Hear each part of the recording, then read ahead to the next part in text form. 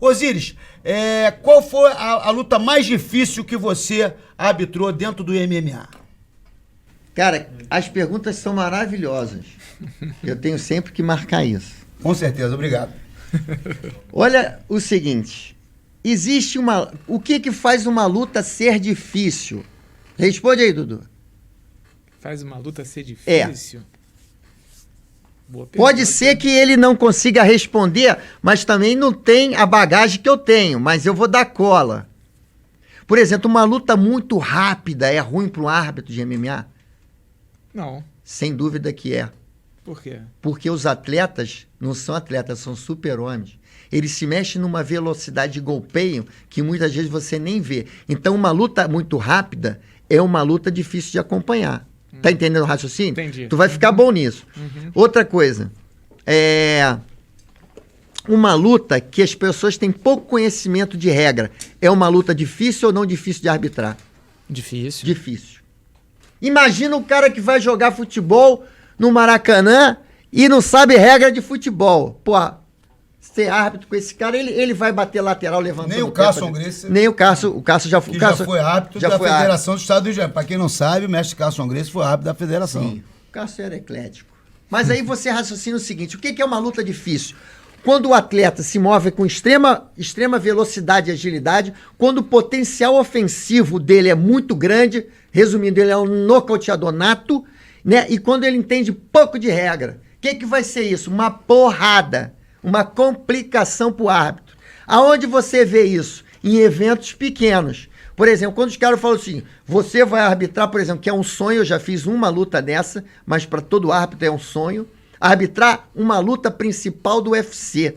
Seria maravilhoso. Aqueles caras têm uma bagagem enorme. Eles conhecem tudo de MMA, são profissionais. É lógico que eles vão ter potencial, mas não vão cometer falta. E eles vão se mover com extrema velocidade. É lógico. Então, quer dizer, às vezes o cara acha assim, a luta do peso pesado vai ser uma luta de arbitrar. Não acho difícil não. Sabe por quê? Eles não se mexem tão rápido quanto um peso pena e eles têm um potencial ofensivo grande na mão. Deu um soco na cara, é nocaute, tu para. Agora, qual é a pior luta que você tem para interromper? Aquela luta que o atleta ou os atletas começam a perder condição de luta lentamente. E só um bom árbitro pode identificar que ele está perdendo condição de luta.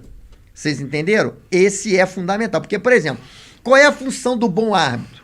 Eu criei essa teoria dos sinais e apresentei para o Big John McCartney. Ele achou maravilhoso. Eu falei, cara, no MMA existem 3 sinais. Sinal verde. O que é um sinal verde? O atleta fez um exame médico, constatou que ele tem condições de luta, o manager dele assina o contrato dizendo que ele tem condições técnicas, não é isso? Ele pode entrar no combate. Perfeito. Sinal verde, ele pode lutar. O que é o sinal vermelho? O sinal vermelho é quando o atleta perde totalmente a condição de luta. Totalmente. Ele perdeu a condição de luta. Foi nocauteado. Dormiu. Então, o árbitro tem que saber identificar esse sinal. Agora, o bom árbitro trabalha no sinal amarelo. O que é o sinal amarelo? Quando os atletas perdem condição de luta, mas continuam lutando. Agora eu vou fazer uma pergunta para vocês dois. Vamos formar juízes e árbitros. Quando o árbitro deve parar uma luta de MMA? Quando entende que o cara não tem mais condição de reagir. Isso. Eu tenho o mesmo Erraram. visão. Eles erraram. O bom árbitro de MMA, ele interrompe uma luta, não é quando o atleta não tem mais condição de luta. Ele interrompe a luta quando o atleta não tem condição de retornar à luta. Então você entenda o seguinte, os atletas de MMA como atleta, eles são acostumados a lutar na negativa. Então eu estou perdendo lutando na negativa. A negativa é um caminho que você tomou errado. Então eu estou indo para Petrópolis, eu entrei no caminho errado, estou perdendo a minha luta. Tem retorno? Tem. Então eu vou poder voltar à luta. Tá entendendo o raciocínio? Tem 2, 3 retornos, eu vou voltar à luta. Quando não tiver mais retorno, quando o atleta não tiver condição de voltar para a luta, você interrompe.